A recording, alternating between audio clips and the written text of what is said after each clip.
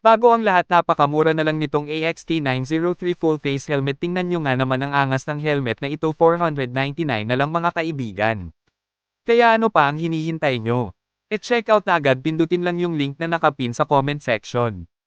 Maraming salamat po. So alam naman natin na noon palang tinatawagan na ng Warriors ang Lakers para kunin si LeBron, mismong owner na ng GSW ang gustong makuha si LBJ para e-tandem kay Steph Curry. Nakita natin ang dalawa na ito sa iisang team na talagang kakaiba sila kapag nagsama, parehong kinikilalang mukha ng liga, dahilan kung bakit mas maraming tao ang nanunood ng NBA. Exciting ang mga laro nila, parehong maabilidad. Marami ang nagsasabing kapag matuloy ang Steph-LeBron duo sa Warriors ay mas aabangan daw ng madami ang NBA dahil dito. Yung iba naman sinasabing makakagulo lang nga daw si LeBron sa Warriors, na alam nga naman na siguro natin kung sakaling matuloy ito ay matik mawawala din sa Dubs ang ilang core nila.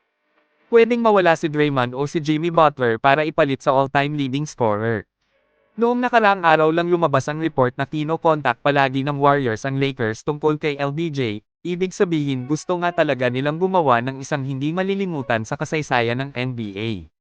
Para sa akin, sang-ayon ako sa ideyang isama ang dalawa sa iisang kupunan, mas may tsansa sa kampyonato, parehong iniidolo ng marami, parehong may edad na rin, kaya pwedeng itodo na ng liga kasi mabilang na lang nga rin ang season na pananatili nila.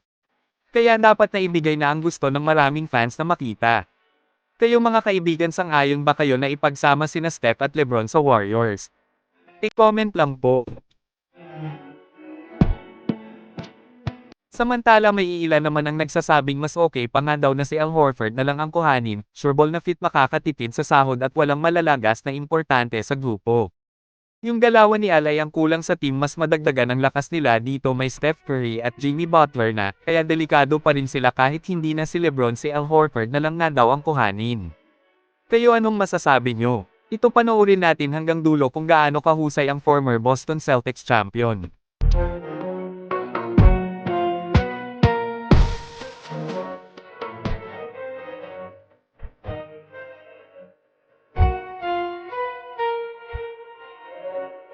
We're listening to Fabula Beats, produced by Sahand Farshad.